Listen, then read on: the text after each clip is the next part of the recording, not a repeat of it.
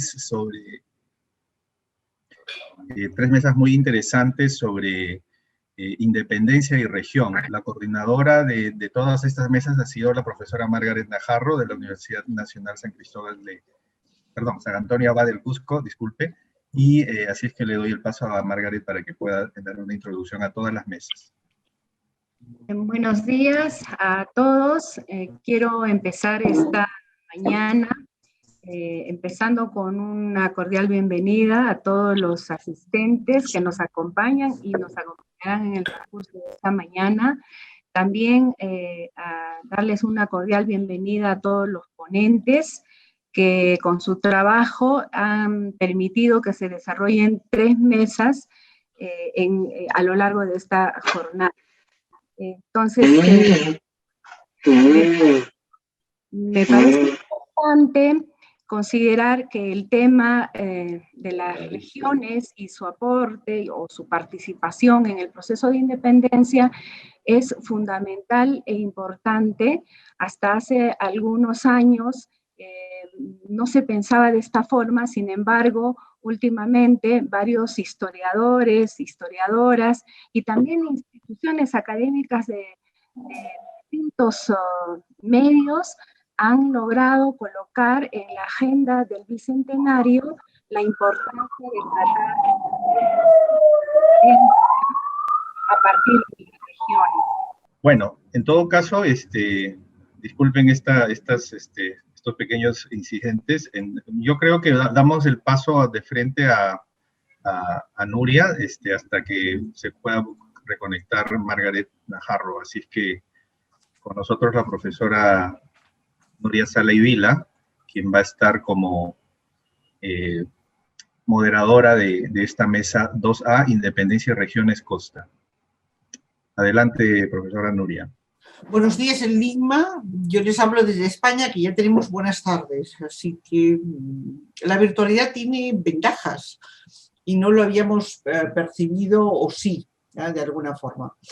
La mesa 2A, que está dentro de Independencia y Regiones, se refiere a costa, aunque la costa siempre es algo como muy etéreo, como a lo largo de estas ponencias y de las mesas vamos a intentar explicar, porque la costa se conecta con la sierra, a través de quebradas, valles, trasiego de gentes.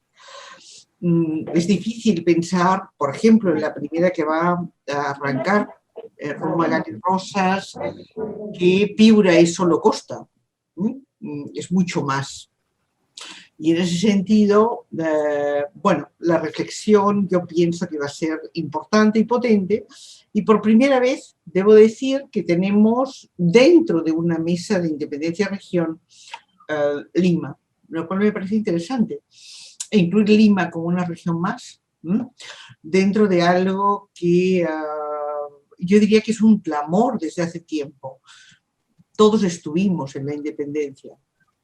Les va a costar que yo como española digo que todos estuvimos. Estoy utilizando el nos genérico para el conjunto del Perú, algo que ya afloró hace unos cuantos años en un evento sobre también región e independencia, en que hubo un encuentro sobre, que algunos de los de esta mesa participaron, sobre la independencia vista desde tu pueblo, donde yo saqué la conclusión de que el conjunto del país, la ciudadanía al final, levantaba la mano y decía, nosotros también estuvimos. Me parece que es un tema fundamental. Nosotros también estuvimos. Ese es un tema fundamental para intentar vertebrar una historia del conjunto de ciudadanos del Perú. Vamos a tener 20 minutos para cada ponente. Si a ustedes les parece, vamos a pasar el debate al final para que nos dé tiempo a un debate conjunto, porque varios temas se van a ir conjugando. Y en la medida que yo no tengo el currículum vitae abreviado del conjunto de los investigadores, les voy a pedir que cada uno de ellos, más ahí de que yo diga de qué institución están vinculados, presente mínimamente su trayectoria, así como en un minuto. La primera ponente, Ruth Magali Rosas Navarro, de la Universidad de Piura, con una Lo digo porque la he leído previamente, interesantísima ponencia, impacto de la independencia del partido de Piura en la vida religiosa de sus feligreses. Tiene la palabra. Buenos días. Me gustaría, por favor, que el hospedador me permitiera poner la cámara. Creo en la virtualidad, pero también creo que la cámara permitirá conectarnos un poquito más. Pero creo que la tienes que conectar.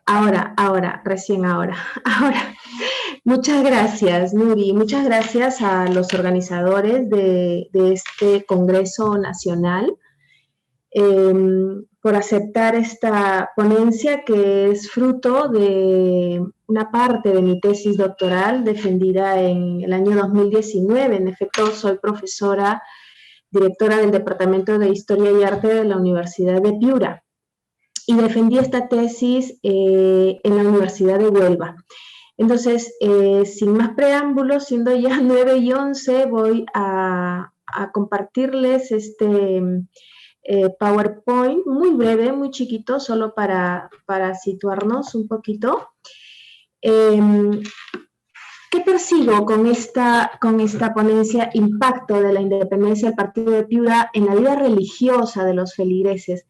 Persigo como objetivo ver cuáles son esas manifestaciones religiosas que se modifican a partir de la presencia del Ejército Libertador y o del Ejército Realista en esta zona norte, ¿no? Yo trabajo el partido de Piura en todo, ¿no? En ese todo, como bien decía Nuri, no solamente de ciudades o pueblos costeños, sino también de pueblos de la sierra piurana, como Sondor, Huancabamba, Yavaca, etc. Entonces, quiero ver cómo se modifican esa religiosidad de los feligreses, porque con la presencia de este ejército patriota en esta zona, pues empiezan a hacer rogativas, se empiezan a hacer prédicas los sacerdotes a favor o en contra de la independencia, se hacen juramentos, rechazan las bulas, el pago de las bulas, de los diezmos, sienten temor por el enrolamiento que se hace en tiempo de misa o de fiestas religiosas, y por supuesto empiezan a tener pues cierto desencanto por la independencia lograda por los donativos que se les exige, ¿no? Forzosos por esas confiscaciones. Entonces, eso es lo que pretendo explicar en los 18 minutos que me quedan y luego podremos conversar pues un poquito más, como bien han dicho. Bueno, el contexto, la independencia de Trujillo en 1820 a cargo de Torre Tagle. Septiembre, San Martín en Pisco ha desembarcado con el ejército patriota y, por supuesto, el ejército realista reorganizando su tropa.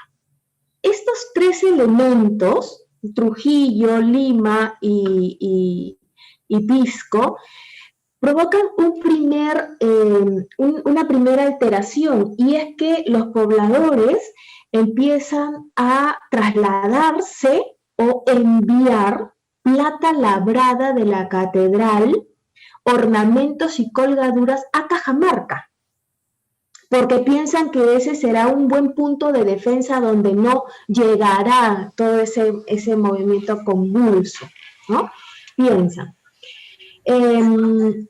Cuando los patriotas chilenos están cerca de Supe con la intención de entrar a la ciudad de Trujillo, aprovechan los feligreses el novenario de Nuestra Señora del Socorro, que se hacía cada 5 años, y elevan de manera especial súplicas, rogativas a la Virgen para que no entre el ejército patriota de los chilenos a la ciudad. ¿Por qué? Porque recordemos que 2 años antes, en 1818, habían hecho algunos destrozos el ejército de Cochrane en algunas zonas de la costa, sobre todo en Colán, aquí muy cerca. Entonces habían robado vasos, objetos de oro y de plata de la iglesia de Colán, y esas ideas pues con otras tantas se habían expandido. Entonces la gente no tenía temor de que entraran estos patriotas chilenos y elevan esas oraciones a Nuestra Señora del Socorro. Como sabemos, el ejército chileno no entra allí y adjudican esta victoria como un milagro de la Virgen. Esta dinámica tan rápida que se vive en la costa coge a la iglesia por sorpresa, obviamente, ¿no? De tal manera que no pueden desarrollar una estrategia conjunta desde la jerarquía de la iglesia a favor o en contra, ¿no? Ni siquiera dentro de una misma diócesis o dentro de un mismo curato pueden ponerse de acuerdo si van a estar a favor o van a estar en contra de la independencia. En la zona serrana, por ejemplo, tenemos sacerdotes que utilizaron el púlpito en la misa dominical o en las fiestas que se iban viviendo, exhortar y predicar, o a favor o en contra de la independencia, dependiendo de sus convicciones. Por ejemplo, en Amotape, el cura José Mercedes Espinosa dice, desde antes de la independencia, en una de las cartas que aparecen en esa colección Tomás Diegues del Archivo General de la Nación, son 1890 y tantas cartas, pero en una de ellas dice José Mercedes Espinosa, yo trabajaba en lo oculto contra el empeño de los disidentes, ¿no? Esto obviamente le amerita denuncias ante la autoridad y enemistades con otros sacerdotes que de pronto sí estaban a favor de mantener el statu quo, ¿no? El realismo, vamos a decirlo. Ya entrando a la proclamación de la independencia de Piura, ya sabemos que esta pues se declara el 4 de enero de 1821 en un acto sereno, pacífico, sin derramamiento de sangre. Se convoca a los feligreses o al pueblo piurano al convento de San Francisco, en donde se pretende leer los pliegos que había enviado el marqués de Torre-Tagle. A las 12 del día, el subdelegado Pedro de León va a leer estos pliegos que ha mandado Torre-Tagle. No hemos conseguido lastimosamente el pliego, pero los pliegos leídos, pero creo que debe tener una estructura de fondo como la que se leyó en Trujillo. Un fragmento tienen en pantalla. La religión católica, apostólica y romana van a defender, dice, ¿no? Van a defender la religión católica, apostólica y romana, la pureza de María Santísima, Señora Nuestra, en el primer instante de su Inmaculada Concepción, y la patria, hasta derramar la última gota de sangre.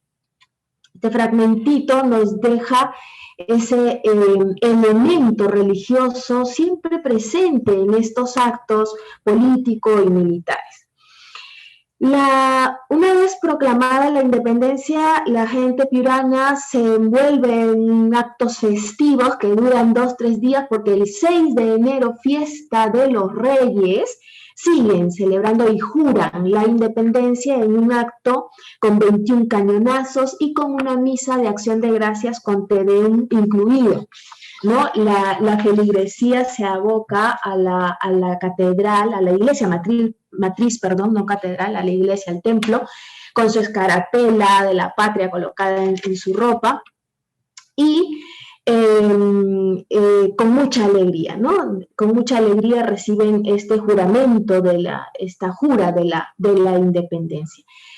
Este hecho se expande muy rápidamente por cartas, por viajes de piuranos, y es interesante ver cómo este logro pacífico de la independencia se adjudica también a la voluntad divina, como era de esperarse.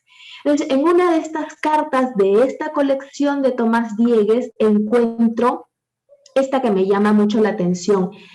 Le dicen: estimo a vuestra merced cuanto me comunica sobre la proclamación de la independencia de esa ciudad, de Piura, que no hay duda que ha sido de las más circunstanciadas por todo lo que vuestra merced me expresa.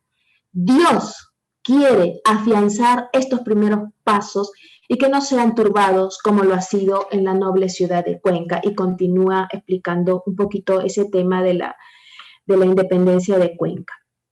Los distintos pueblos de Piura fueron sumándose en los días consecutivos a la jura, a la proclamación y jura de la independencia, pero algunos conventos se resisten a hacerlo, algunas iglesias se resisten, y es el mismo vicario Tomás Diegues quien personalmente empieza de convento en convento, iglesia en iglesia, o mandando emisarios hasta lograr verificar la fidelidad de todos los curatos y pueblos. ¿No? Esto se hace desde el 25 hasta el 12 de febrero.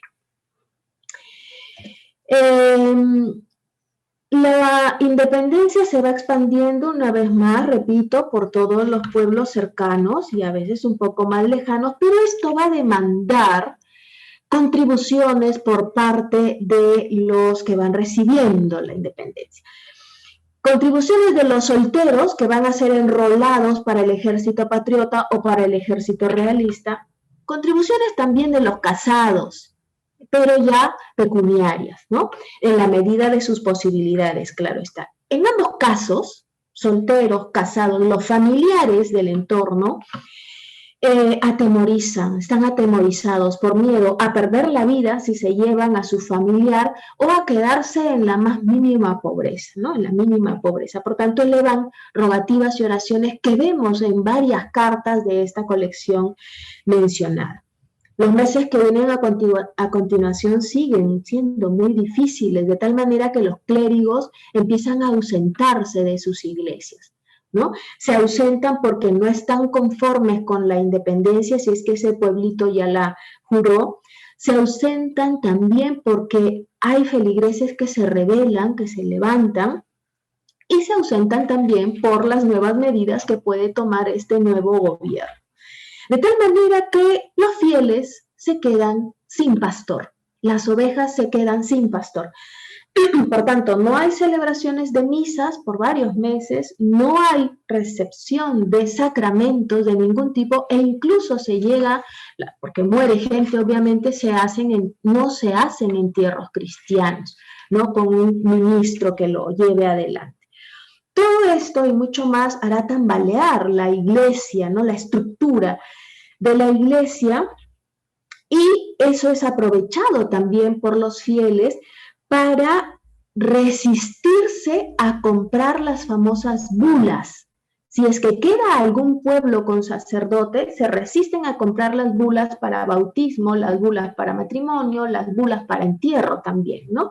Y se resisten también a dar la limosna para los santos lugares de Jerusalén. Entonces esto hace que los curas se desesperen un poquito y empiecen y continúen aplicando pues azote, violencia corporal contra los fieles, o aprovechando sus sermones para convencerlos de que mantengan el orden que tenían antes, ¿no? Las cosas empeoran cuando llega este coronel argentino, comandante del batallón número 4, a esta zona de Piura, ¿no? Él está en Piura, también está en Catacaos y por supuesto en el puerto de Paita, ¿no? Lo que hace, la orden que tiene este argentino es incrementar sus fuerzas militares. Este dato netamente militar nos interesa porque este señor utiliza los días domingos, cuando los fieles se reúnen para la misa, y por supuesto las fiestas que convocan gran cantidad de personas, las utiliza para hacer su reclutamiento, ¿no? Y leva solteros y casados, no le interesa. Solteros y casados son reclutados, y obviamente pues esto hace que las esposas, las madres lloren, las hijas lloren a estos familiares que se los han llevado, ¿no? Son varios meses los que permanece Manuel Rojas, este comandante, en esta zona, de tal manera que su presencia se hace pues temida, se hace cuestionada.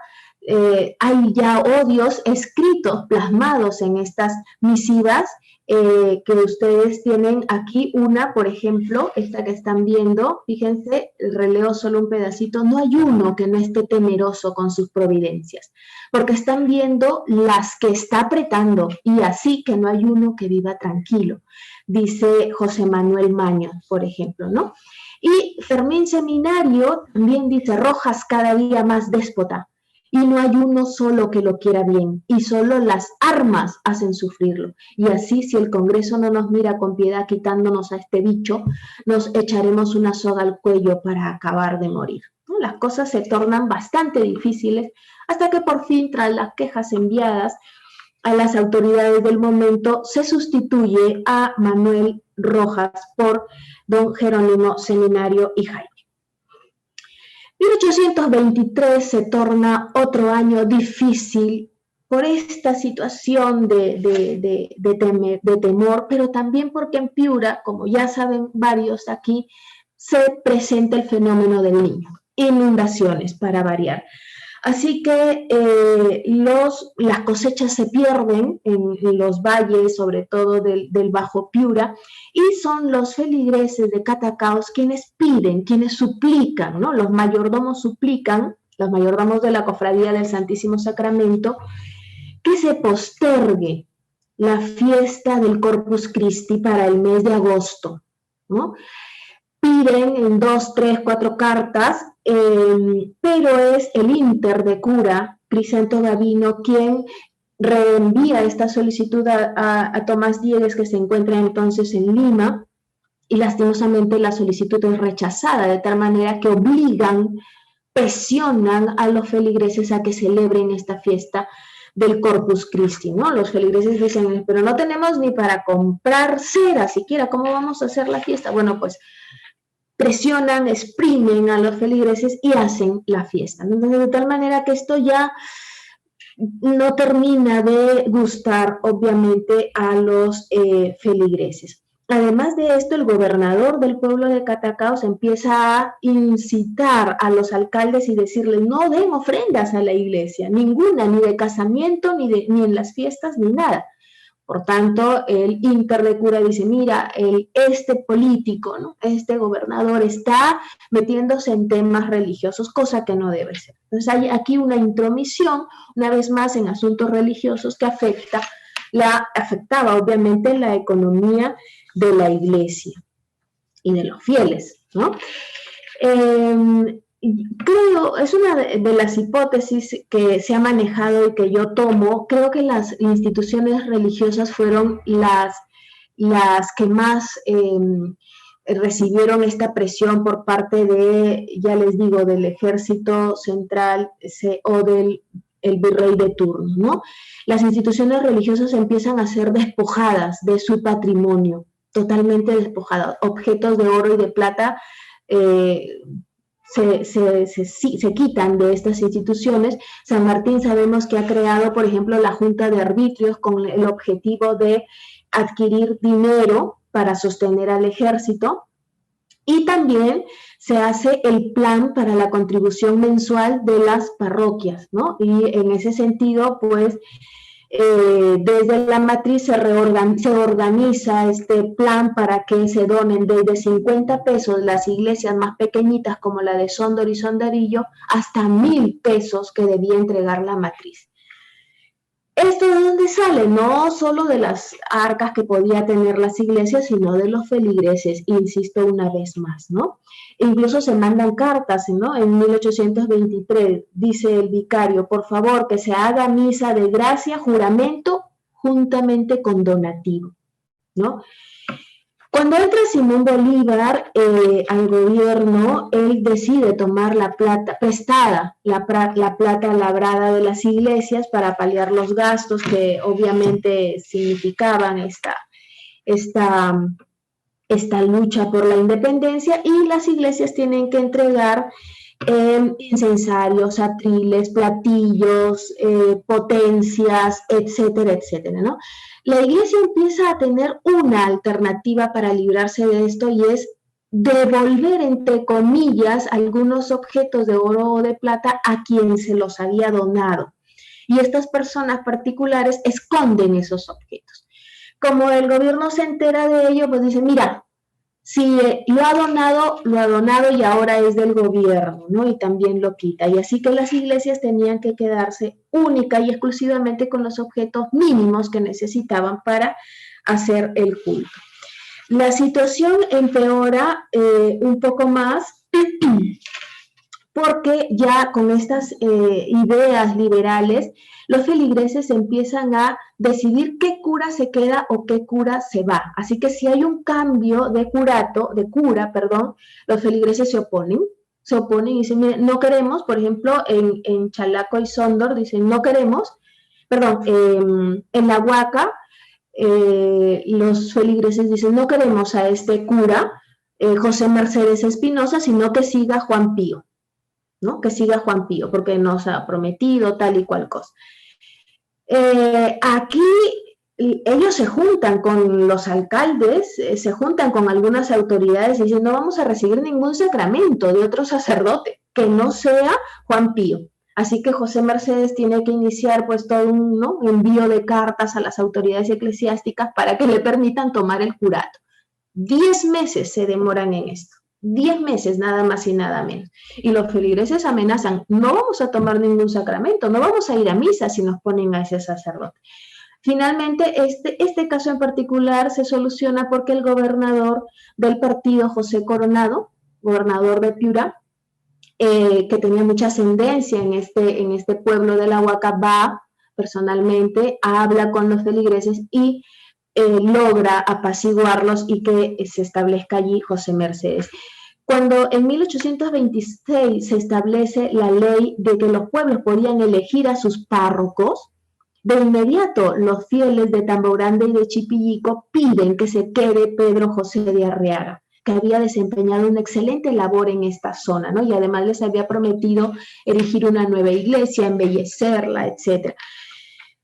Lastimosamente, pues desde el obispado les llega la noticia de que ya tienen designado al sacerdote Manuel Vargas Machuca para esa zona de Tambo Grande y Chipillico y que no van a tomar en cuenta su pedido. Entonces, claro, el cuestionamiento, pero si la ley dice que podemos elegir y ahora en la práctica no podemos elegir, ¿no? Entonces, ¿sirve la independencia? ¿Sirve la ley? Parece que no del todo, ¿no?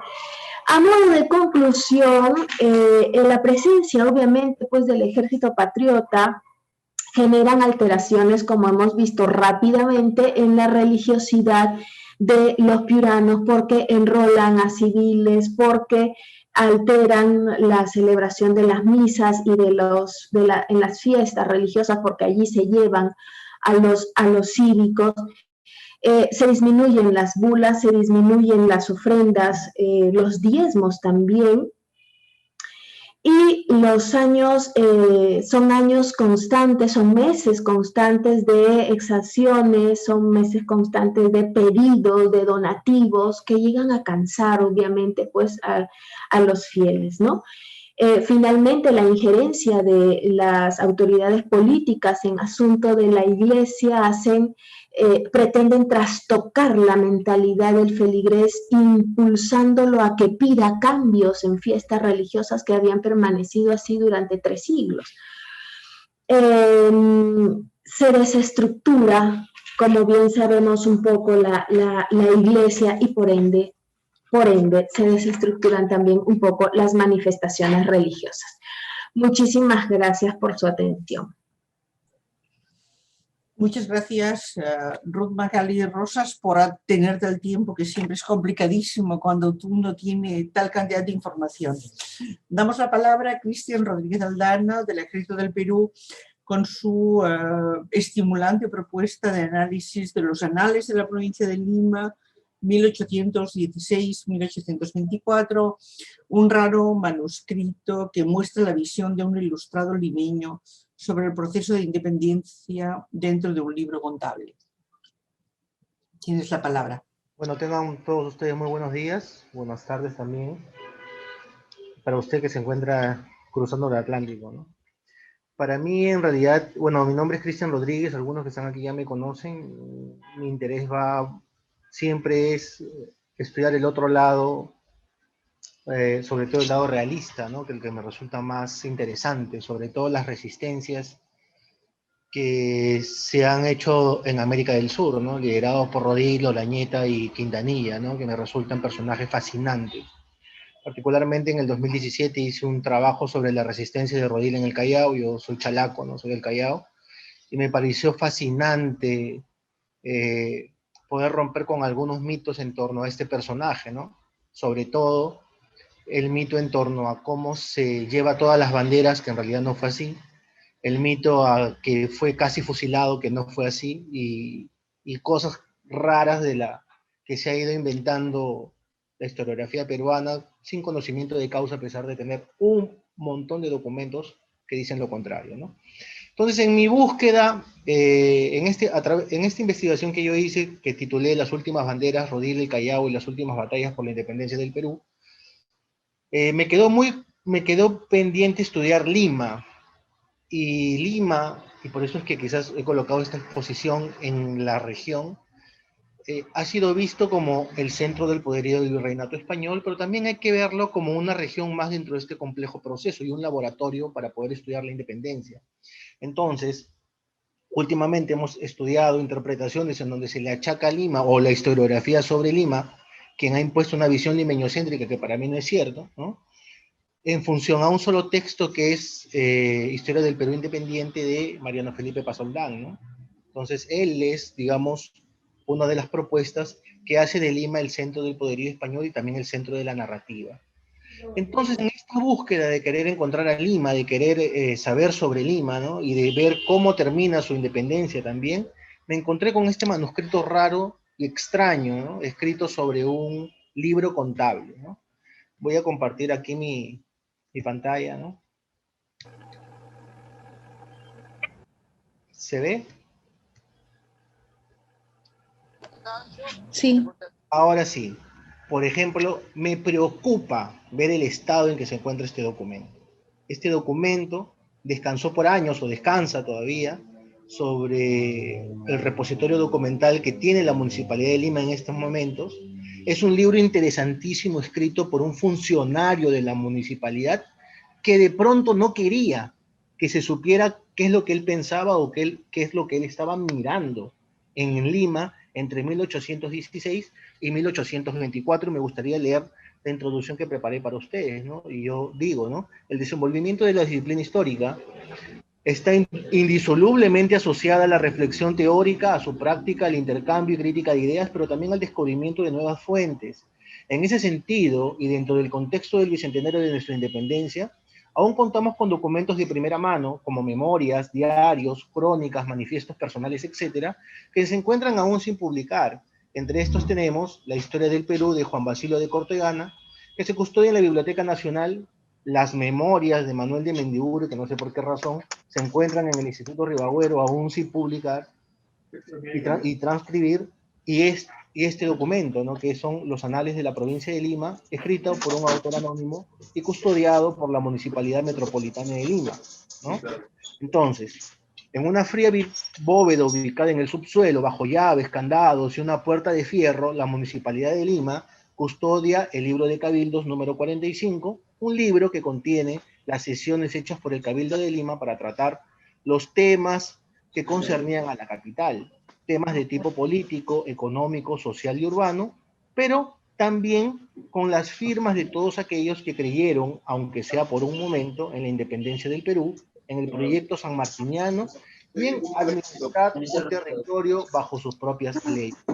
Ya, ampliar esto, bajo sus propias leyes, ¿no? Libro que seguía siendo firmado incluso después de la proclamación de la independencia, aquel 28 de julio de 1821, y de la que muchos se arrepentirán cuando Lima sea tomado por las fuerzas realistas, ¿no? Como por ejemplo las firmas de Juan de Berindoaga y Palomares, José González de la Fuente y de la Fuente González, o Juan José de Aliaga Santa Cruz, conde de San Juan de Lurigancho, ¿no? Junto a este importante documento, que es donde se firma pues, el acta de la independencia, ¿no?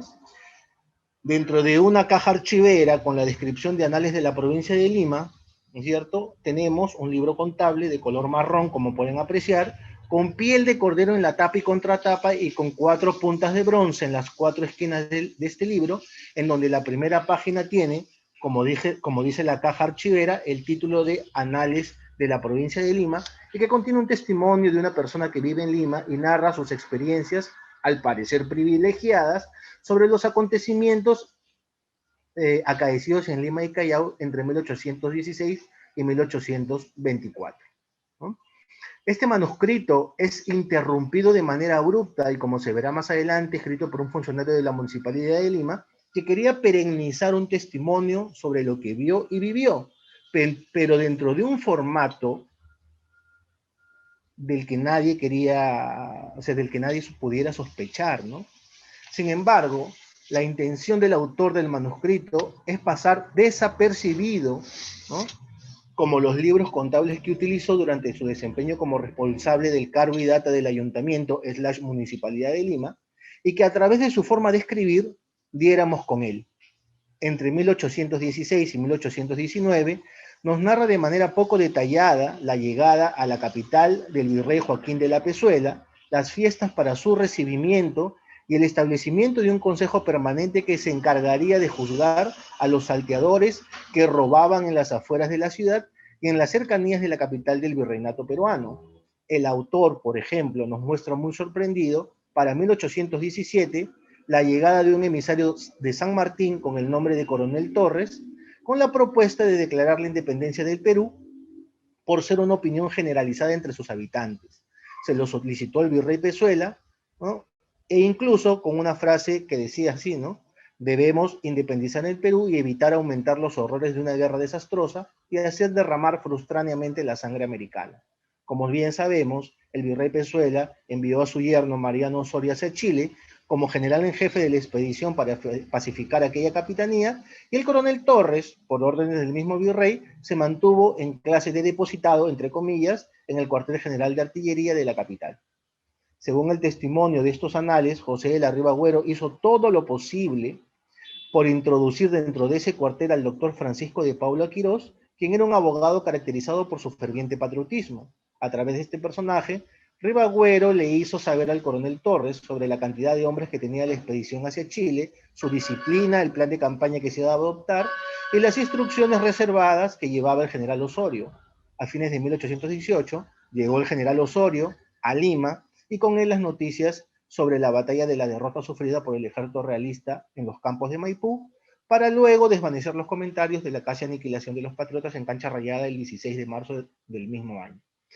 Para resumir un poco, en realidad, este documento es importante porque nos narra los detalles de cómo concibe Lima todos los acontecimientos que van desde 1816 hasta 1824. En realidad, lo que a mí me sorprende mucho es cómo es que este funcionario de la municipalidad puede detallar cosas que probablemente no podamos encontrar ni en los documentos, ni tampoco en los diarios de la época, ni en libros, ni memorias referentes a este contexto. En realidad para mí fue muy sorprendente encontrar esto, porque justamente no fui yo quien lo encontró, no sé si creo que se está grabando este video, no fui yo quien lo encontró, el que lo encontró fue el responsable de la biblioteca, que es el señor Sandro Covarrubias, y una vez que yo terminé mi investigación sobre Lima entre 1823 y 1824, o sea, entre la llegada de Bolívar y la batalla de Ayacucho, él muy amablemente me dijo que la municipalidad custodiaba este importante documento, ¿no? Algo que yo quería resaltar son los detalles de este documento, ya que no sé si me queda mucho o poco tiempo, y es que este señor también narra cosas interesantes y detallosas sobre la proclamación de la independencia y la adscripción a la misma. O sea, él nos señala, y con esto quiero señalar el punto que tiene que ver con estos cambios de lealtades, ¿no?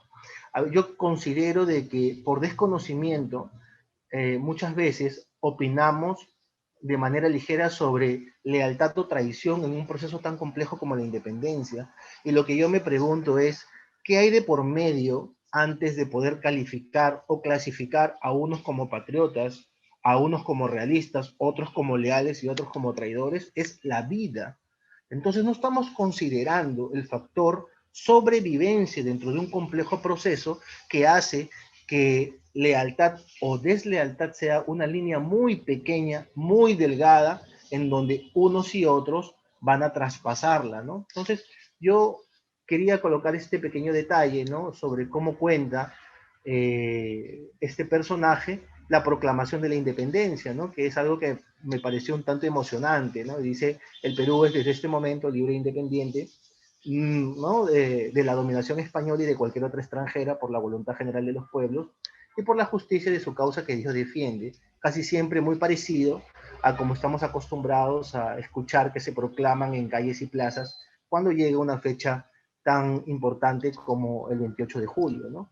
Sin embargo, este documento, y me refiero a la totalidad de los documentos que custodia la Municipalidad de Lima y que tiene que ver con su historia también, es el único que nos narra la llegada de Bolívar.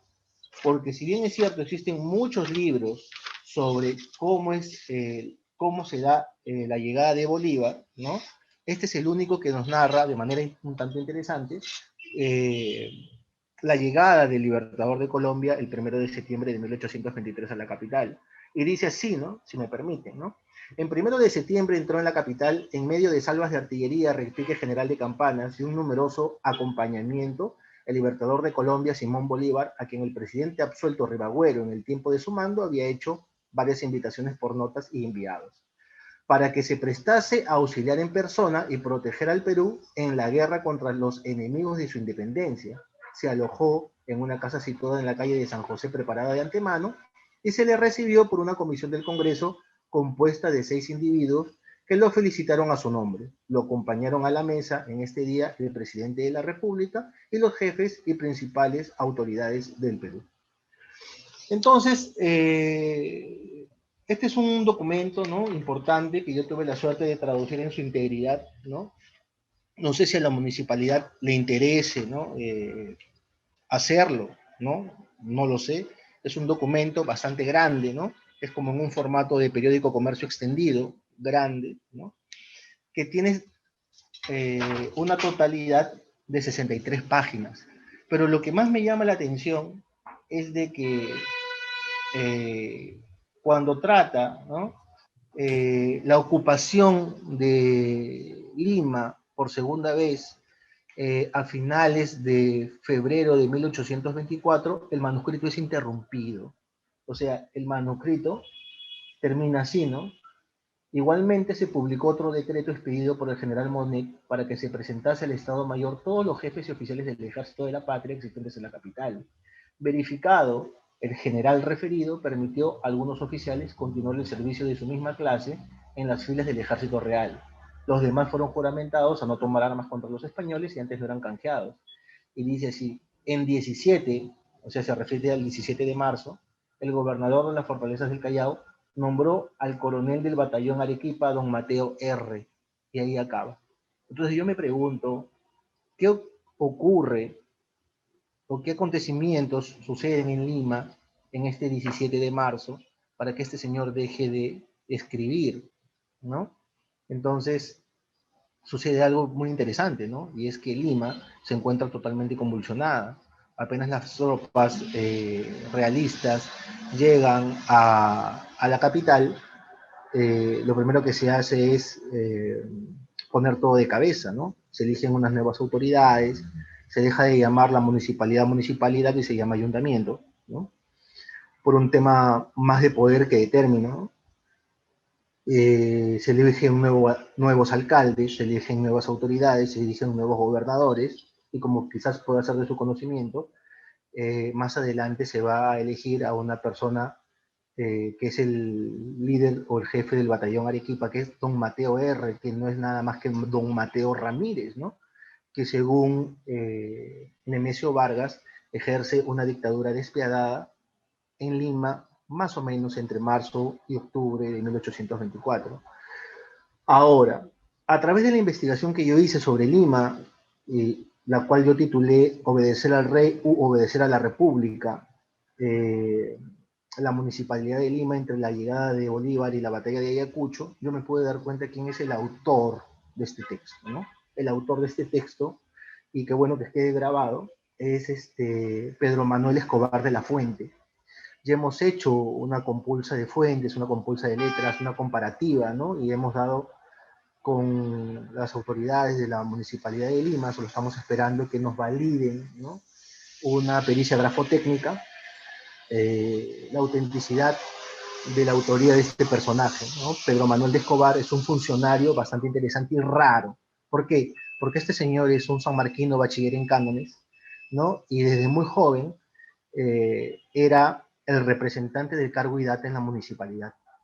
Pedro Manuel Escobar de la Fuente, sin importar su vinculación, porque a través de estos textos nosotros podemos ver cierta inclinación a favor del bando patriota y también por los documentos que he encontrado en la Biblioteca Nacional del Perú, presta parte de sus esclavos para poder, para que puedan contribuir con la consolidación de la independencia, ¿no?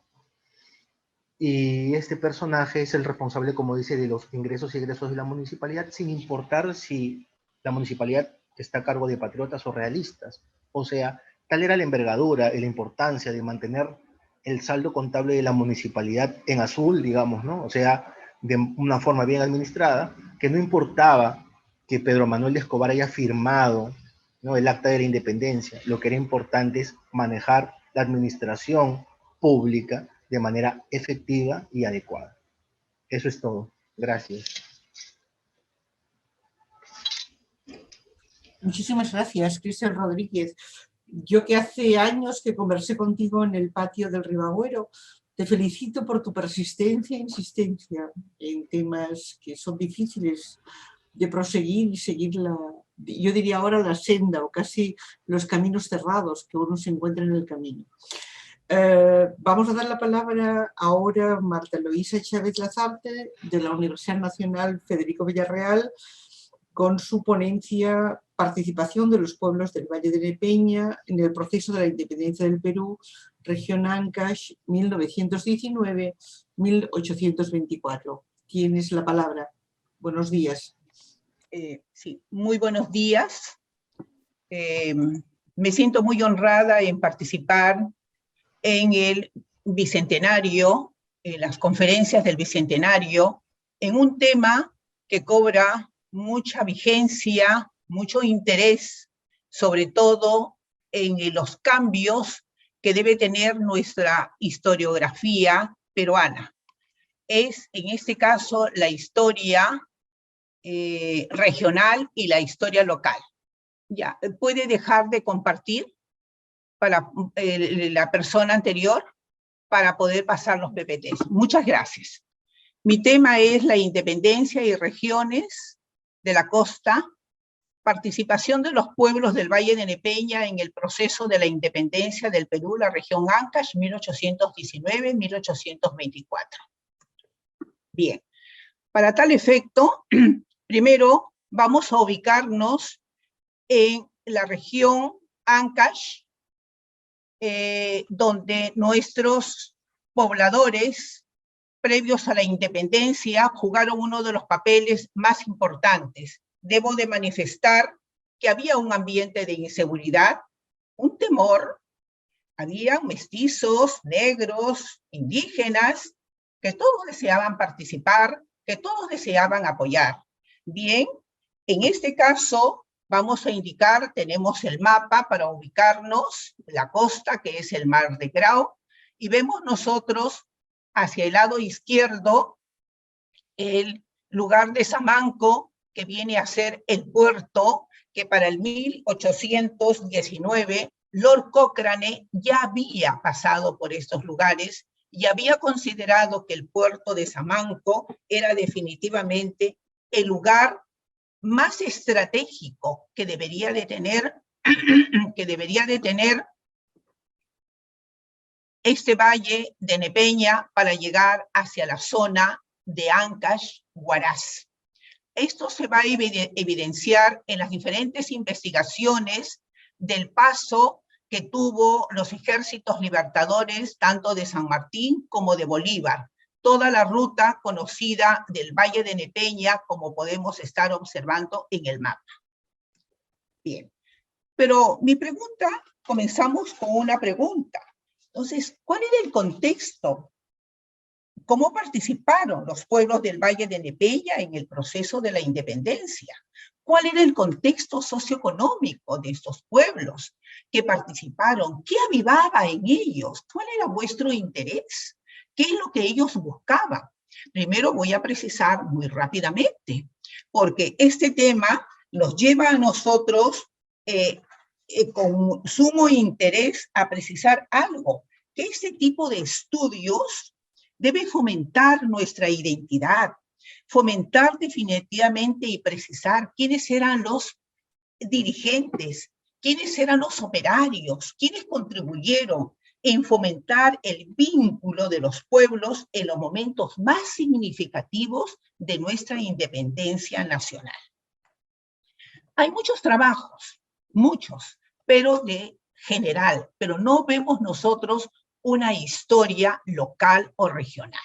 Quienes habla es hija de este pueblo, por lo tanto, con mucho sentimiento presento a este bicentenario, que es un pueblo rico, es un pueblo que tiene agricultura, que tiene agua, un pueblo bastante próspero, de una cultura milenaria y tiene a su vez todo un trabajo en los diferentes periodos de su historia.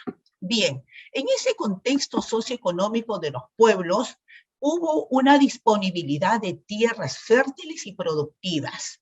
¿Por qué? Nosotros era la zona que había estado los jesuitas y había un trabajo interesantísimo para los obreros que eran los negros. Formaron centros educativos y culturales, constituyeron verdaderas empresas productivas generadores de capital. Posteriormente tenemos la presencia de Swaine con el capital inglés y el capital norteamericano en el siglo XX. Bien. Pero ¿qué sucede en este contexto? Sucede que cuando es la expulsión de los jesuitas, la administración de temporalidades fueron drásticas, generó problemas económicos, descontento con los esclavos, y se desencadenó muchas rebeliones. Ya lo ha manifestado Lazo y Thor.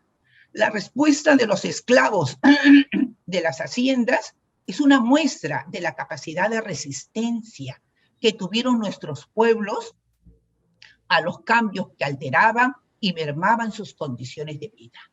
Demuestra que la población tenía entonces una gran capacidad de respuesta con criterios de cuestionar su situación económica y social. Veamos entonces, los pueblos del Valle de Nepeña en el proceso de la independencia. Estamos viendo nosotros que ya tenemos movimientos sociales, como los que se dieron con el levantamiento de los negros en las haciendas San Jacinto, San José y Motocachi. Pero eso temporalmente se acalla, pero esto va a continuar, más aún cuando se aviva el tema cómo participan los pueblos de Nepeña, a brindar un apoyo logístico, por supuesto que sí, al Ejército Libertador. Trasladaron soldados, heridos, enfermos. También equiparon una maestranza, provisión de armas y de tropas. El líder patriota que nosotros estamos leyendo, Andrés Reyes, dejó una constancia de auxilio prestado por Nepeña en una nota dirigida al Departamento de Guerra. Quiero manifestarles que el señor, quien fue Andrés Reyes, llegó a ser, fue un político y un militar, prócer de la independencia del Perú, y uno de los primeros peruanos que se sumaron a la expedición libertadora de don José de San Martín.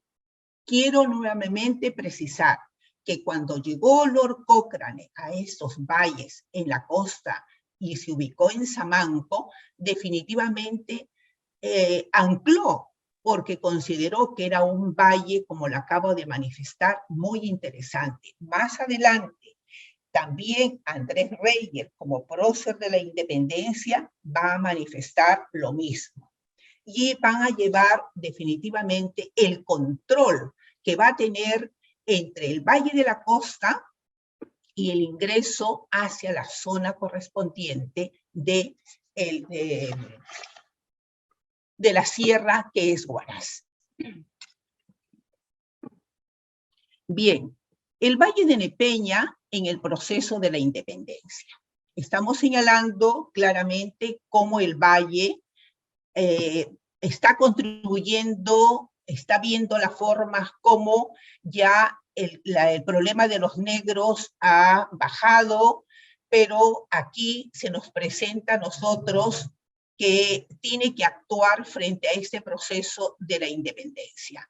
Nepeña, con las clases sociales habidas en ese momento, y todos los pueblos como Moro, Jimbe, San Jacinto, Motocachi, que está considerado en el cuadro que he presentado, sirvió, por ejemplo, el caso de Moro, sirvió de refugio para los soldados que venían en tránsito de Trujillo hacia el extremo sur de la costa norte.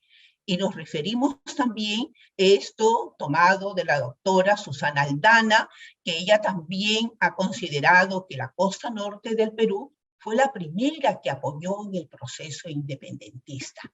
Para tal efecto, puedo manifestar que la estratégica posición de esta zona fue valorada por don José de San Martín, quien hizo del puerto de Samanco la base de sus comunicaciones como tránsito al callejón de Guaylas. Bien, los pueblos no esperaron mucho.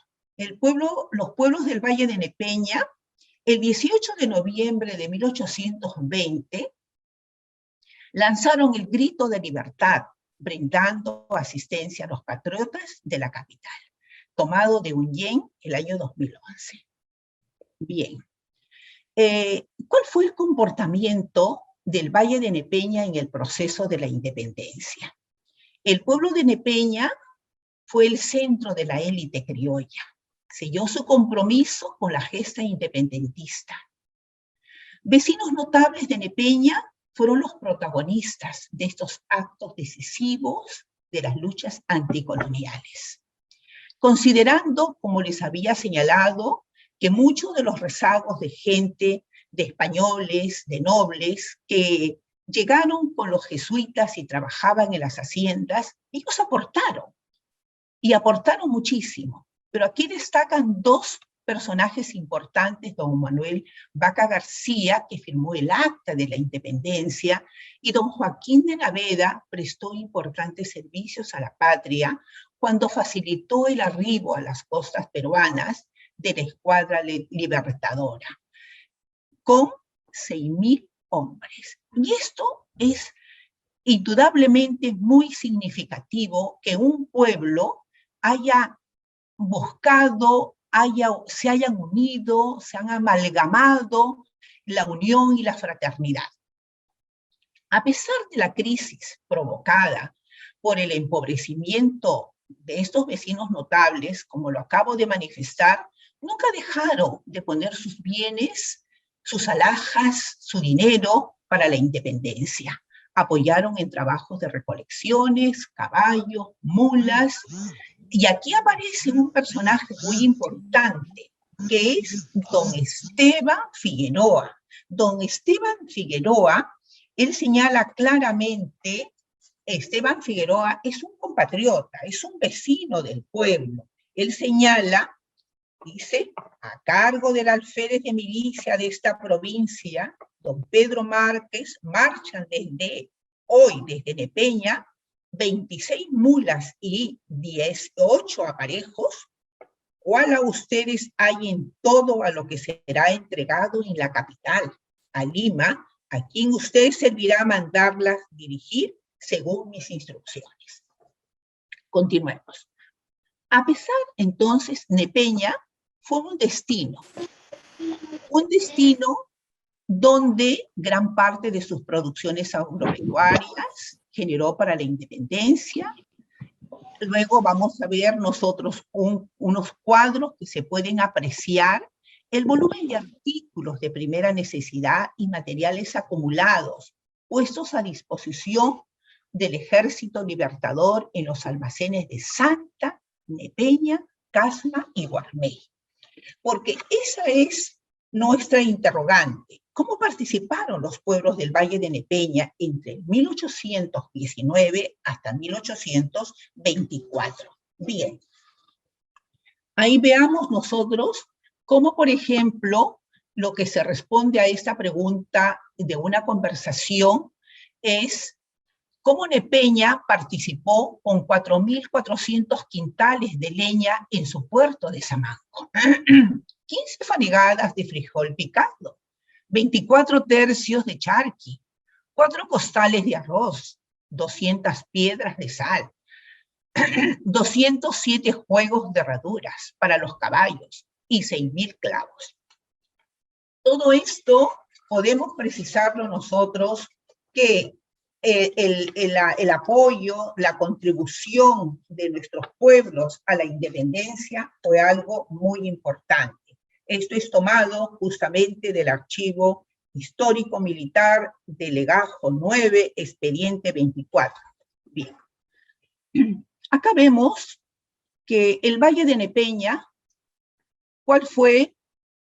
Contribuyó con el Ejército Libertador a través del secretario del Departamento de Guerra y Marina, don Ramón Herrera, el 2 de mayo de 1823. Aquí está la lista de los ciudadanos del partido de mi mando que han donado voluntariamente caballos para el ejército. Bien, encontramos nosotros aquí carta de Fonseca al gobernador de Santa, que cruzaron una comunicación donde aceptaba definitivamente el apoyo para la causa independentista. Y luego tenemos la lista de donaciones. Esta lista de donaciones también tenemos cómo participaron, cómo apoyaron al ejército. Es una lista que tenemos alrededor de 35 participantes del Archivo Histórico Militar del expediente 18, el general don José María Egusquiza, 1823. Ahí podemos nosotros señalar, voy a precisar solamente algunos, don Ángel González del Riego con 3 caballos, que eran españoles, don Luis González del Riego, 2 caballos, Juan Saavedra, 2 caballos, Laureano Pina, 1 caballo, Francisco Vera, 2 caballos, y vemos nosotros que todos los que van finalizando con 1 caballo, vemos al extremo derecho de la pantalla. También puedo manifestar que un total de caballos de 35. Aquí también figura un antecedente familiar, don Julián Lazarte, que también donó 1 caballo a la causa independentista. Bien, entonces, seguimos. Quiero llegar a unas conclusiones que considero que son vitales, rejuvenecedoras y palpitantes para el momento de nuestro país. Porque la historia de los pueblos es la historia que estuvo por mucho tiempo acallada.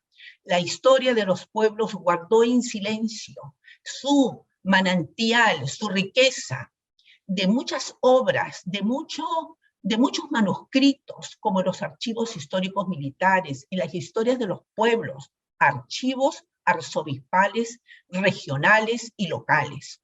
Entonces, la primera conclusión que llego es las luchas por la independencia que ya se habían encontrado en Nepeña un pueblo de haciendas, azucareras, que ya habían superado los motines y levantamientos de los esclavos. Sin embargo, quedó esa chispa, ese movimiento de la justicia.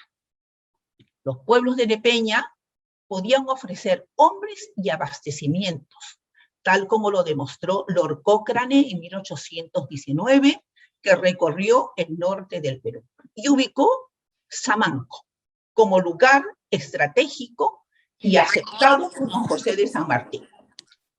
La contribución de los pueblos del Valle de Nepeña consistió en proporcionar hombres, alimentación y logística para las tropas de los ejércitos libertadores, tanto de don José de San Martín como de Bolívar.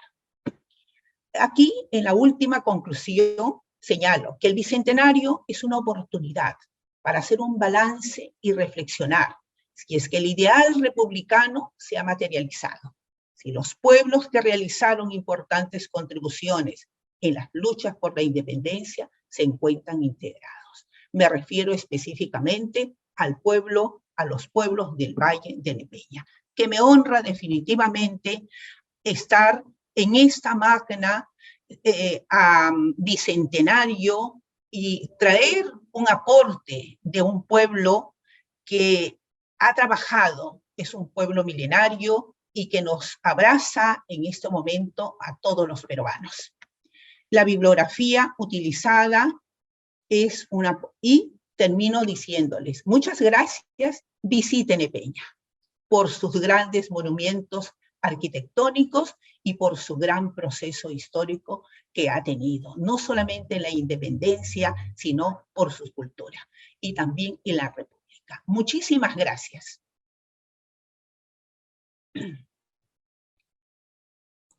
Muchísimas gracias, Marta Chávez, por su esfuerzo y por su invitación a conocer la historia del Valle de Nepeña y por venir a viajar. Le prometo que vendremos, la avisaremos por si acaso. Ya. Damos la palabra al último ponente de esta mesa, Luis Alberto Rosado, de la Universidad Católica del Perú, con su ponencia La periferia norte de la capital en la independencia, el papel de los hacendados de ganado. Y yo quisiera decir de Luis Alberto Rosado que es el gran especialista en el norte chico, en Huacho, y hoy nos trae algo que va a aparecer en dos ponencias posteriores, al menos de Jaime Urrutia y la mía, como una sugerencia de trabajar el papel de los hacendados ganaderos y de las comunidades ganaderas, y que él, como siempre, nos plantea la avanzadilla de un tema como investigador e historiador riguroso que siempre ha sido. Tiene la palabra. Muchas gracias, doctora Nuria. Gusto verla. Igualmente, igualmente. Me perdonan, pero le tengo un especial afecto y hace tiempo que no nos veíamos. Me han deshabilitado la cámara. Un favor al operador. A ver si puede habilitarla. O en todo caso voy compartiendo pantalla.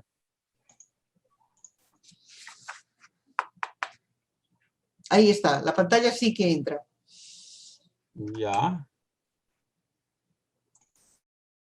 Bien, en primer lugar agradecer a los organizadores y a la encargada de la mesa, Marga Jarro, por la invitación a participar en este tan importante evento del Bicentenario. Como ya lo dice la doctora Nuria, no es la primera vez que participamos en este tipo de actividades, pero hoy he venido a traer un tema un poco diferente, ¿no? Porque normalmente yo me he dedicado al estudio de las comunidades indígenas, pero a lo largo de las últimas investigaciones que he hecho he podido rescatar algunas cosas muy particulares sobre el sector criollo, ¿no? Que eran de alguna manera desconocidos. ¿Se ve la pantalla compartida? Sí, se ve correctamente. Se ve perfecto. Gracias. Sino que me está saliendo un mensajito que no lo conocía. Bien, gracias.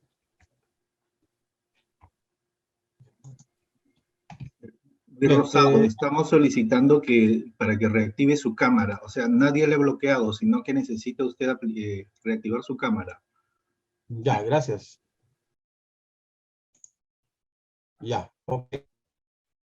Bueno, a nivel del norte chico, lo que antiguamente era la provincia de Chancay, hay varios hechos que a nivel local se conmemoran, y ya se han conmemorado los bicentenarios de estos hechos, ¿no? Como la llegada de Cochrane, que ya bien, a lo largo de mi exposición vamos a tocar muchos temas que ya me tocó quien antecedió, ¿no? Como por ejemplo la llegada de la expedición Cochrane en el año 1819, la proclama de 5 de abril del pueblo de Supe que proclama su independencia, los indígenas que fueron fusilados en Huacho por haber apoyado a Cochrane en su primera llegada, y obviamente pues la llegada de la expedición libertadora en 1820, ¿no?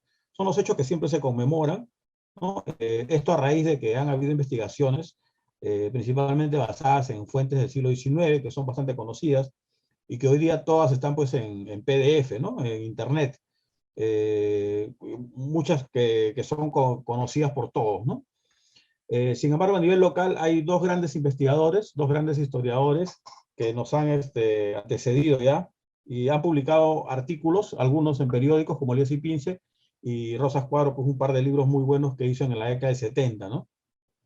donde no solamente se ha hecho una historia positivista, sino que Rosas Cuadros hizo un poco más, un poco en la onda de la Comisión del Sesquicentenario, ¿no? En este libro, La provincia de Huaura y la colonia y la emancipación, ¿no? Ahí en este texto procura él dar los aportes, ¿no? Los aportes y la participación popular, ¿no? Como era pues la tendencia historiográfica de la década de 70, ¿no? Entonces es un muy buen libro, sin embargo tiene varios vacíos y muchas generalizaciones que voy a tratar de alguna manera precisarlas y aclararlas, ¿no? Esto gracias a que a lo largo de los últimos años hemos venido haciendo y publicando artículos casi sobre estudio de casos, ¿no? Muy particulares, como ya lo mencioné, básicamente me he centrado en la parte indígena, pero también últimamente me he estado centrando en la parte de los criollos, ¿no? Y sobre eso es lo que les voy a compartir ahora, ¿no? En primer lugar, no se había trabajado el contexto, así que voy a tratar de reseñar rápidamente el contexto en el cual se van a dar los hechos que luego veremos. La provincia de Chancay formaba parte de la Intendencia de Lima, ¿no? Que era muy grande y que abarcaba la provincia del Santa, ¿no? Donde está pues Nepeña, Huarmey y todos estos pueblos que estaban muy ligados a la provincia de Chancay, como veremos luego, ¿no? La antigua provincia de Chancay abarcaba 3 valles básicamente, el valle de Chancay, el valle de Huaura y el valle de Supe, ¿no? Y el límite era el valle del río de la Barranca o Pativilca, ¿no? Entonces, en este espacio había varios puertos, ¿no? Varios importantes, como el puerto de Chancay, ¿no? Donde había una aduana, el puerto de Huacho, el puerto de Huaura, el puerto de Supe, perdón, ¿no? En Huaura también había aduana, y un puerto muy importante que era el puerto de las Salinas o la Herradura, ¿no? Desde estos puertos había un comercio de cabotaje a lo largo de toda la costa, ¿no? Lo que explica la presencia de mucha gente forastera en el pueblo de Huacho, ¿no? Y es que pues estos viajes eran cotidianos y llevaban diferentes productos a lo largo de la costa. Pero también había un comercio que se conoce como comercio intercolonial, ¿no? Había un comercio que llevaba desde el puerto de Huacho y también del puerto de Supe productos al Reino de Chile, ¿no? Y también hasta Buenos Aires. Como se puede ver en este cuadro, los barcos tenían como destino Concepción, Chile, Valparaíso, Coquimbo, Chiloé, ¿no? Repetidamente, ¿no? Y esto es solo un fragmento de un año, ¿no? Solamente para demostrar pues, que los productos salían desde el puerto de Huacho con destino no solamente al sur, sino también al norte, ¿no? Llegaban, incluso hay veces que han llegado hasta Panamá y después hasta California. Y básicamente llevaban 2 productos, ¿no? Uno era la sal, que se cargaba en el puerto de la Herradura, ¿no? Y el otro producto era el azúcar, ¿no? Acá tenemos una lista de las haciendas que había en los diferentes valles, y las que están marcadas con rojo son las haciendas azucareras, ¿no? Normalmente siempre se ha pensado pues, que todos los valles, todas las haciendas se dedicaban al sembrío de azúcar, no, y no era así, sino solamente son algunas que estaban dedicadas a la producción del azúcar, ¿no? Y las demás eran haciendas dedicadas, según se menciona en el informe económico de 1808, se informa pues que eran dedicadas a pan llevar, ¿no? Sin embargo, lo que también menciona el informe económico de 1808 es que esta provincia era activa en el comercio de ganado, dice, ¿no? Muy activa en el comercio de ganado, de tal manera que se anota que el ganado, ¿no? Básicamente ganado mayor y ganado menor, ¿no? Porcinos, vacas, carneros, borregos, ¿no? Eran acopiados, dice, en el valle de Supe, ¿no? Para después ser trasladados y concentrados en el valle de Chancay, ¿no? Donde había una gran cantidad de haciendas dedicadas a la producción de maíz, justamente para el engorde del ganado, ¿no? Porque dice que era un poco complicado traer el ganado gordo, así que lo traían flaco hasta Chancay, y en Chancay lo engordaban para después llevarlo ya caminando a Lima y sacrificarlo, ¿no? Eso está en el informe económico de 1808 y dice que la provincia era muy activa en este sentido, ¿no? Pero no solo el comercio estaba ligado a la provincia de Chancay. Como he mencionado, el acopio era en Supe, sin embargo, el ganado venía de las partes altas, ¿no? Venía de Cajatambo, venía de Huaylas, venía de Conchucos, ¿no? Entonces todo esto se acopia en Supe para ser llevado a Chancay y luego llevado a Lima ya engordado, ¿no? Entonces, esto nos da un panorama de cómo estaban integradas estas provincias, ¿no? En el caso de Chancay de la Costa, ¿no? También las provincias de la Sierra, ¿no? Que luego va a ser importante para poder entender lo que voy a decir más adelante, ¿no? Otro aspecto que no ha sido considerado para poder hacer un análisis más riguroso de los hechos posteriores es el tema de la composición de la población, ¿no? Acá tenemos el censo de 1791, donde vemos pues que en toda la provincia de Chancay, ¿no? Ese es el resumen general, hay pues 53%, casi 54% de indios, ¿no? Un 26% de esclavos, pero también hay un alto número de libres, negros libres y mestizos, ¿no? Y españoles también son casi numerosos, un 7%, ¿no? Pues es casi la composición estándar para otros lugares, ¿no? Sin embargo, si hacemos una visión más detallada a nivel de cada pueblo, de cada villa, gracias a los censos que se dieron en el año 1813 con motivo de la convocatoria de elecciones para los cabildos, ¿no? Podemos ver que la composición en cada uno de los pueblos es muy distinta, ¿no? Por ejemplo, en Chancay solamente hay un 32% de indios, pero hay una gran cantidad de mestizos y pardos libres, ¿no? Españoles hay 12%, pero mestizos hay 20-21%. Y esta observación que estoy haciendo es importante porque podemos entender que los indios estaban dedicados al sembrío de sus parcelas que les eran repartidas, así que tenían cómo subsistir, ¿no? Los esclavos, obviamente, se sobreentiende que dependían pues de sus amos, ¿no? Que esto en muchos casos tenían haciendas, ¿no? Pero sin embargo los mestizos y libres tenían que buscarse el sustento en una actividad laboral, ¿no? Que les permita, ¿cómo se llama?, sostener a sus familias, ¿no? Y ahí vamos a encontrar el vínculo entre criollos, ¿no? Y negros libres, pardos libres y mestizos, ¿no? En el caso de Huacho, por ejemplo, era un pueblo de indios, y se puede ver muy claramente, el total de indios suma el 94%, ¿no? Dividido en dos grandes bloques, ¿no? Los indios originarios, que tenían derecho a reparto de tierras, y los indios forasteros, que estaban dedicados básicamente a la pesca, al comercio, a la artesanía, y que vivían ligados al mar, ¿no? En el caso de Barranca y Supe, ¿no? Barranca era la cabeza del curato y Supe era la viceparroquia, ¿no? Ahí podemos ver también que los indígenas eran 45%, pero tenemos un alto número en el caso de Barranca de españoles, ¿no? 21%, ¿no? Y tenemos casta libres y mestizos. Si nos vamos a Supe, que es un pueblito que está a media hora nomás hoy día en carro, bueno, en carro son 15 minutos creo yo, es un pueblo muy cerca, ¿no? Ahí vemos que la población de indios era 27%, pero había un alto número de mestizos y castas libres, ¿no? Y la población no era tan alta, ¿no? Entonces, para poder entender lo que voy a decir, me son útiles estos cuadros, ¿no? Para ver la relación que hay entre mestizos, castas libres, negros libres, ¿no? Y los criollos, ¿no? Bien, pero claro, si nosotros entramos a más detalle, ¿no? En este caso es un gráfico que manifiesta los detalles de los bautizos, ¿no? En los libros de bautismo del Obispado de Huacho, un caso muy detallado ya, podemos ver que la composición social es mucho más variada que lo que dicen los censos de 1813, ¿no?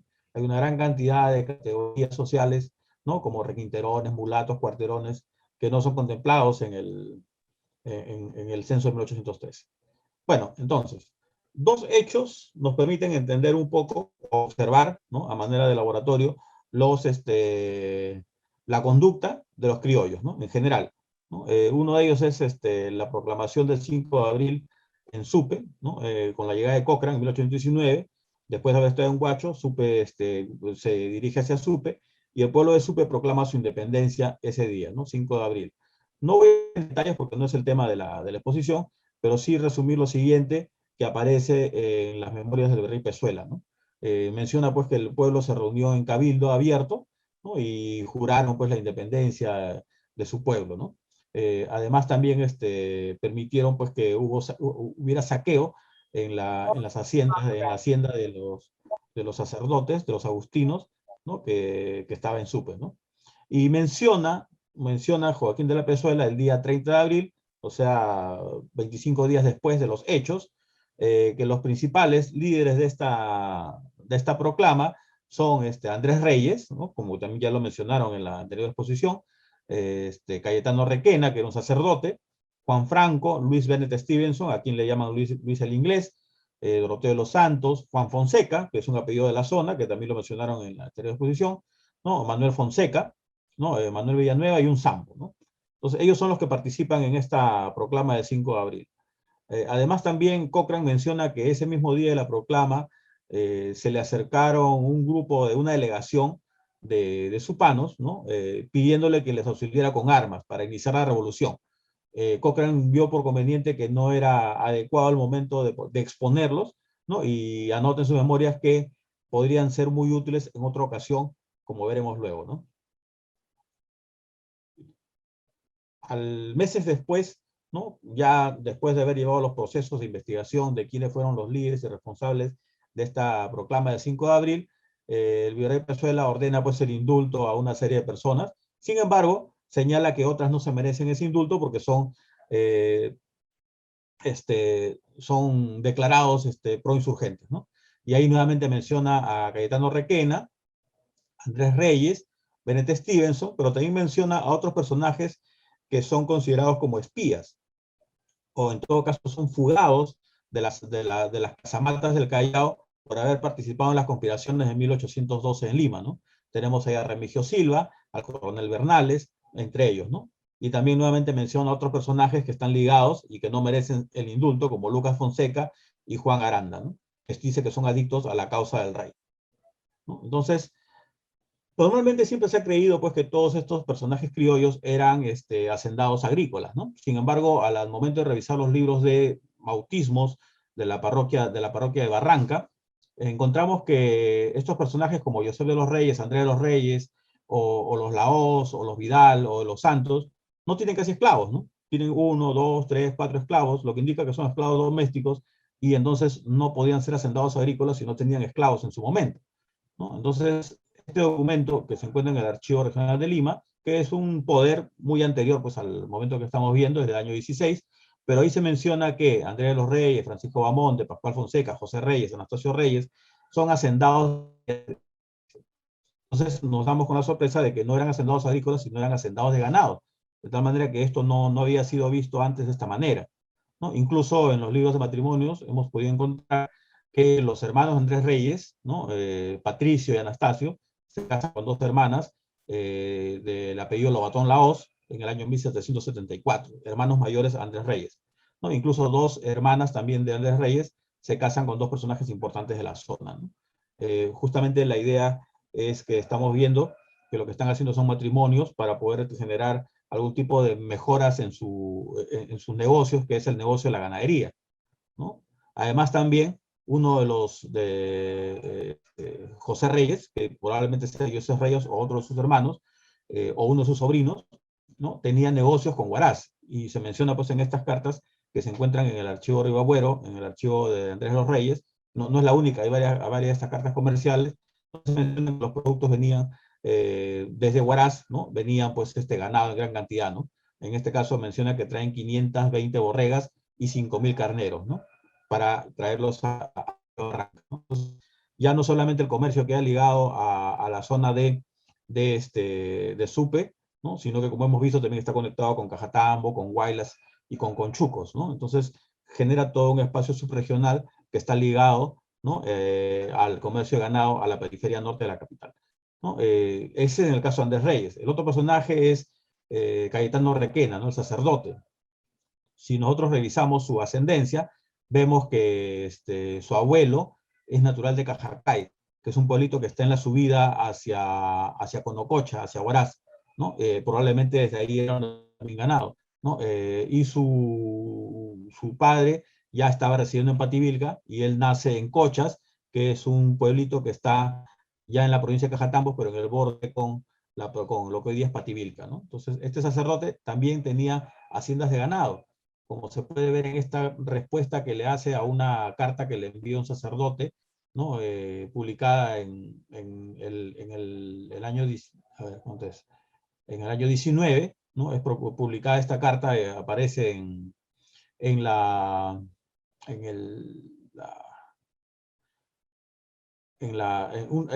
estas publicaciones que hacían en Chile, en Santiago, ¿no? Y ahí también se publica la constatación que le hace Cayetano Requena, donde él menciona que le han confiscado su hacienda Pichuza, dice, ¿no? Con mi estancia en Quillaimarca, en Guamalíes. Guamalíes es lo que hoy día es Huánuco, pero para estos años, Guamalíes prácticamente abarcaba una parte muy cercana a Cajatambo, ¿no? No necesariamente tiene que ser Huánuco exactamente, sino lo más cercano a Cajatambo. Y también le fue expropiada sus haciendas, ¿no? En este caso, también indica que era un hacendado ganadero.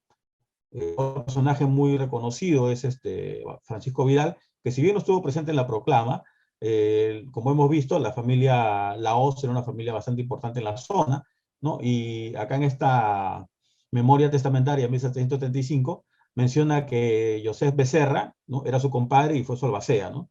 Y ya vemos el vínculo que había no solamente entre ellos también, ¿no? No solamente eran hacendados ganaderos, sino que tenían vínculos familiares entre ellos, y también hay una gran cantidad de vínculos con una serie de mestizos, de cómo se llama, de principales, de familia del cacique. O sea, los criollos eran de alguna manera quienes lideraban la situación económica de la zona, ¿no?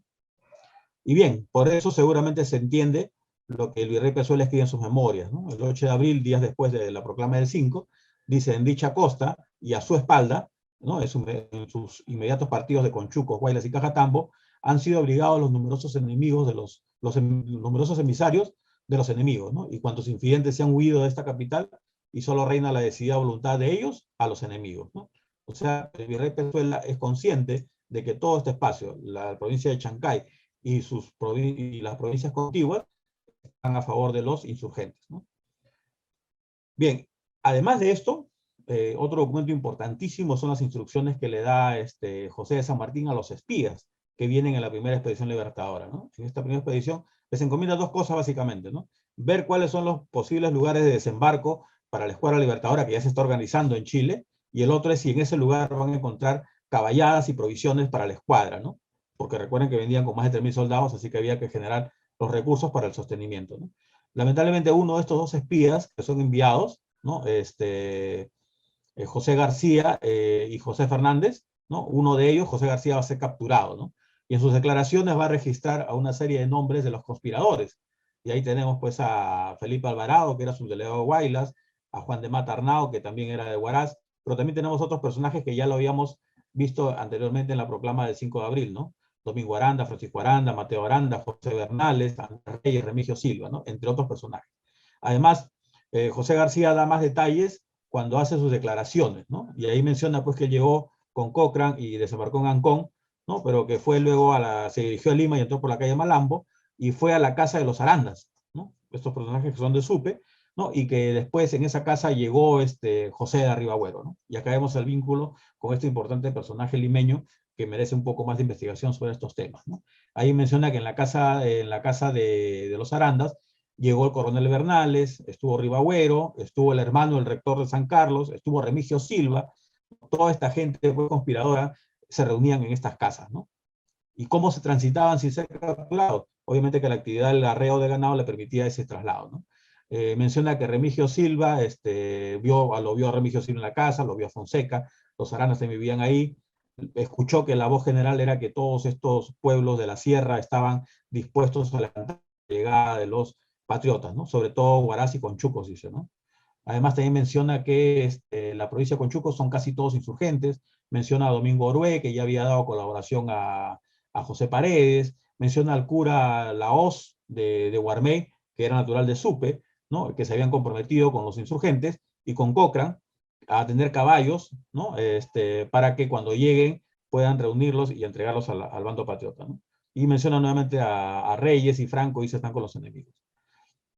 Entonces ya vemos pues toda esta red que se había tejido en 1819, y eso permite entender por qué San Martín elige el puerto de Huacho, la antigua provincia de Chancay, para poder desembarcar a la escuadra libertadora, ¿no? Porque tenía los recursos asegurados. A la llegada de la expedición libertadora, va a llegar primero al puerto, a la bahía de Ancón, y ahí el primer emisario que va a desembarcar San Martín es Andrés, ¿no? Y él va a ser el encargado de retirar todas las cabalgaduras y ganados posibles, ¿no? De Chancay con dirección a Huaura, pero luego ser llevadas a Sucre, ¿no? Días después del desembarco, el 10 de noviembre, el 14, por ejemplo, están llegando caballos en abundancia, dice, ¿no? Y un grupo de granaderos ha traído 800 cabezas ganadas de Sayán que van a ser llevadas a Sucre. Entonces se cumple el ofrecimiento que habían hecho en 1819. Sin embargo, podemos ver que no todas las haciendas los hacendados estaban a favor de San Martín. Acá he marcado con rojo las haciendas que fueron expropiadas, secuestradas durante 1821 y 1824. Obviamente que sobreentiende que son españoles criollos que no estaban a favor de los insurgentes, ¿no? Y vemos que el número menor de haciendas secuestradas están en el Valle de Barranca, ¿no? Y en el caso de las haciendas azucareras, está la Humaya, Andahuasi, está la Huaca, pero no está la hacienda del Ingenio, ¿no? La hacienda del Ingenio, que es una hacienda azucarera y no ganadera, no fue expropiada, ¿no? Justamente porque su dueño, Manuel Salazar y Vicuña, ¿no? Es el que le obsequia el caballo blanco de San Martín el día 13 de noviembre, que siempre suele ser una broma, ¿no? El caballo blanco de San Martín. Sin embargo, uno de los hijos de Salazar y Vicuña aparece como miembro de las milicias realistas que recién se van a pasar al bando patriota el día 24 de noviembre, ¿no? Días después de la llegada, porque estuvieron viendo la situación de cómo se manejaba la presencia del ejército realista en el Valle de Chancay. En fin, para terminar, mencionar que algunos de estos personajes seguramente recibieron algún beneficio, ¿no? En el caso que se puede constatar es el de Andrés Reyes, ¿no? Quien fue exonerado de que sus esclavos sirvieran en el ejército patriota, ¿no? Según esta carta publicada, fechada el 28 de diciembre de 1820 y rubricada por San Martín. Probablemente otros hacendados ganados también recibieron este beneficio, pero no tenemos documentación de ello, ¿no? Entonces, hasta ahí mi participación, y si hubiera alguna pregunta, yo encantado de poder resolverla. Gracias.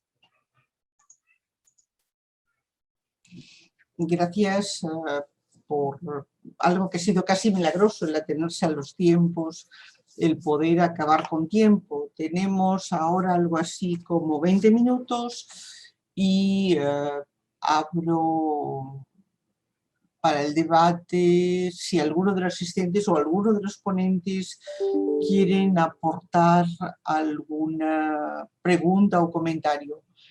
Yo solo introduciría un pequeñísimo comentario a Cristian Rodríguez, y es que hay una memoria de un ingeniero español, Mendizábal, publicada desde el Callao, ¿no?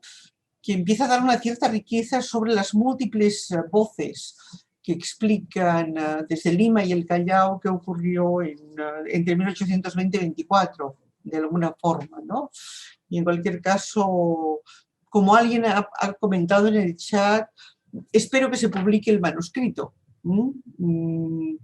Lo ha dicho Jackie, no pone el apellido, pero me parece que sería, como tantas propuestas, algo sugerente el abrir el camino a lo que fue la colección documental en el sesquicentenario, el abrir a la edición tantos y tantos textos que están saliendo a la luz, ¿no? El propio manuscrito que yo cito de Mendizábal, para quien no lo conozca, hay una edición de Ramón Gutiérrez editado en Buenos Aires que prácticamente no hay ediciones que circulen, ¿eh? Lo mismo que hace poco la consulté en España, creo que hay 3 ejemplares en toda España, o sea, ni siquiera es fácil llegar al texto, ¿no? Entonces me parece que es fundamental ese publicar textos que, como se ha demostrado en las 4 ponencias, son absolutamente sugerentes, que abren un panorama totalmente distinto a la independencia y que de alguna forma es fundamental que salgan a la luz, o dicho de otra forma, que la imprenta los haga circular. No sé si puedo decir algunas cosas, ¿no? Sobre eso. Bueno, en realidad yo también tengo el texto de Mendizábal, no tengo una copia, el IEP tiene un manuscrito de esos, que está bastante mal editado, ¿no? O sea, la página 50 está en la 17, la 17 en la 40 y así sucesivamente.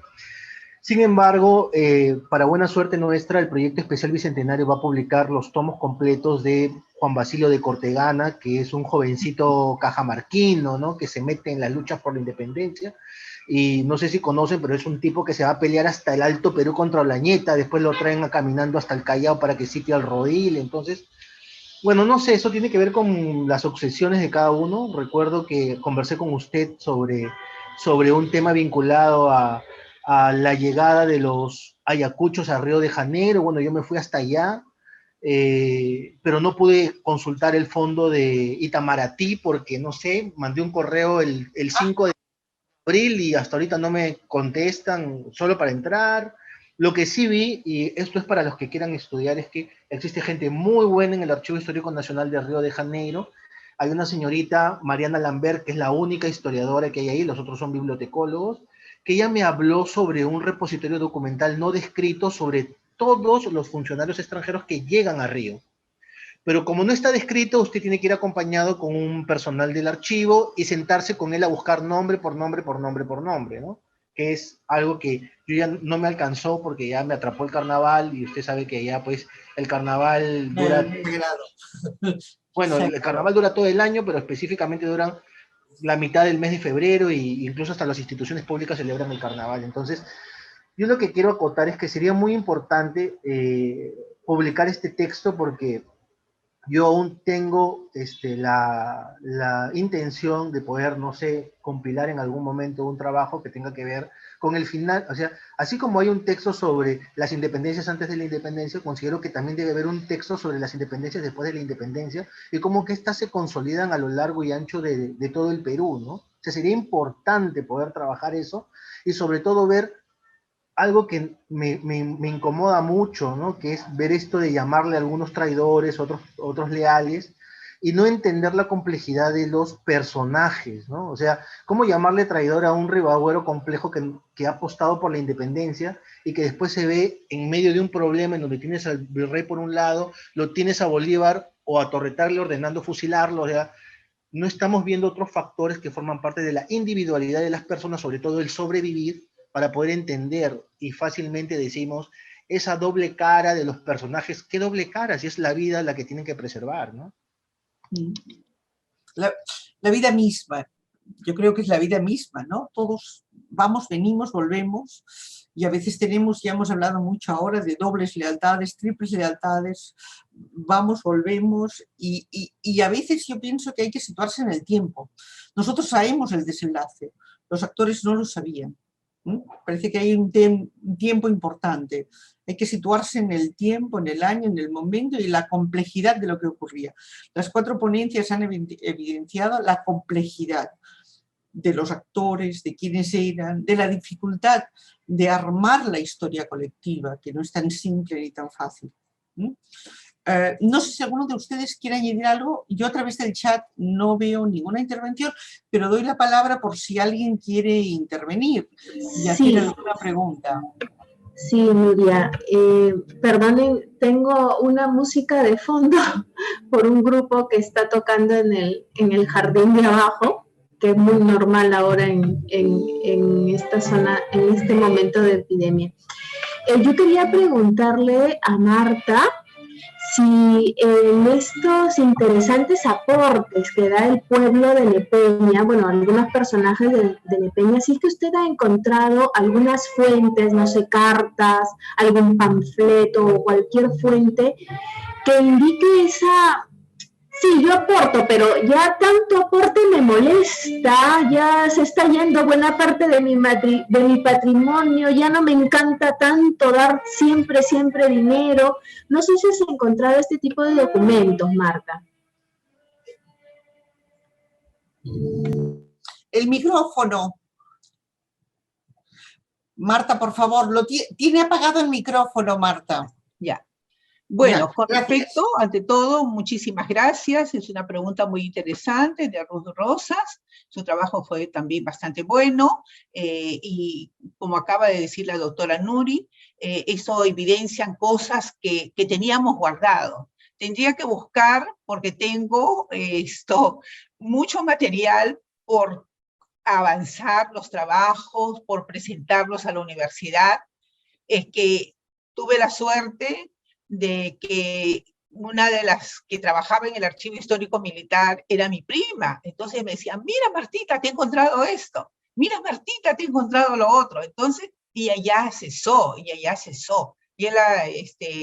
ella trabajó, si la conocen, Elia Lazarte Chin. Entonces ella ha trabajado con muchos historiadores. Entonces, ella me decía, Martita, te he traído esto. Y hasta el último, para el 6 de junio, me trajo un documento, te encontré en el cajón del olvido, esto. Entonces, ¿por qué no? Si tuviera algo, yo encantado de la vida, porque creo que es para difundir y que nuestros pueblos tengan mayor, pues, que se incorporen a la historiografía, ¿no? Porque Nepeña, por ejemplo, muy poco hay en los libros escritos de Nepeña de refilón, por ahí nomás se coloca. Pero yo ya he escrito algún texto y que eso también, pero no necesariamente de la independencia. ¿Por qué no? Yo estaré cruzando alguna información con usted, conversaré con mi prima, y ¿por qué no? ¿Por qué no? Con mucho gusto, sí. Yo más bien en el caso del trabajo que he presentado, también es toda una novedad porque era necesario en este bicentenario poner de manifiesto que el pueblo de Nepeña, ¿no? ha trabajado, apoyado y se unieron los criollos, los mestizos, los españoles, todos en general con el propósito de apoyar a la causa independentista. Eso es. En el chat hay una pregunta de Johan Almeida para Luis Rosado. Si aparte de los curas Requena y de la Hoz, conocerá a otros clérigos importantes de la zona que participaron en la causa de independencia. Profesora Nuria, solo anunciar que nos quedan 2 minutos para que cierre la sala, por favor. Yo tenía entendido que era, perdón, y es un error mío, que era dentro de 15 minutos, de 17 minutos. Ya está, gracias. Entonces, Luis Rosado, quizá que muy rápidamente 1 minutito, y como es una información muy precisa, y ahí ya de antemano me despido, gracias a todos los ponentes y a todos los que han participado en la mesa. Bueno, no conozco otros sacerdotes que hayan participado de manera activa. Sí encontraron los libros de bautismo, matrimonios, notas de que los registros fueron suspendidos, ¿no?, por orden de San Martín, ¿no? En Sayán, en Cajatambo, fueron suspendidos, ¿no? Es un tema para investigar seguramente por ahí. También aprovecho la oportunidad para saludar a amigos acá, a Cristian, a usted, doctora, ¿no?, un tiempo que no nos vemos, ¿no? Y también al señor Fonseca, ¿no?, que muy orgulloso, su apellido ha sido nombrado en esta zona de Barranca, ¿no?, Fonseca de Barranca. Y tenemos muchos vínculos con la provincia del Santa, ¿no?, con Nepeña, con Guarmey, ¿no? El cura de la Hoz estuvo siendo sacerdote en Guarmey a la llegada de Cochrane, ¿no?, y que después fue investigado justamente por considerarse una conducta proinsurgente, ¿no? En fin, estamos unidos en esta historia. Exactamente, lo que usted acaba de decir, estamos unidos, todo por nuestro bicentenario y por nuestros pueblos. Bien, el señor Juan Fonseca, lo hemos mencionado por su apellido, ¿no?, que tuvo una participación muy activa en este proceso en el Valle de Nepeña. Así es. Bueno, muchísimas gracias. Entonces, buenas tardes y gracias a la organización y a Juan Fonseca por haberme encomendado esta moderación que ha sido casi imperceptible, porque los ponentes, hay que agradecerlos, han ceñido los tiempos de forma realmente que hay que agradecer. Sí. Muchísimas gracias. Sí, también he aprendido bastante sobre mi propio pasado. Muchas gracias a todos y todas. Disculpen esta rigurosidad con el tiempo. Tenemos que cerrar la sala porque tenemos que abrir luego la siguiente. Entonces, así como cuando eran los congresos presenciales, pues nos tomamos un cafecito de 5 minutos y a las 10:55 entran, por favor, a la siguiente sala o a otras que ustedes prefieran. Muchísimas gracias a la doctora Nuria y también a cada ponente y a la doctora Margaret Najarro también por coordinar esto. Nos vemos. Bicentenario del Perú, 2021.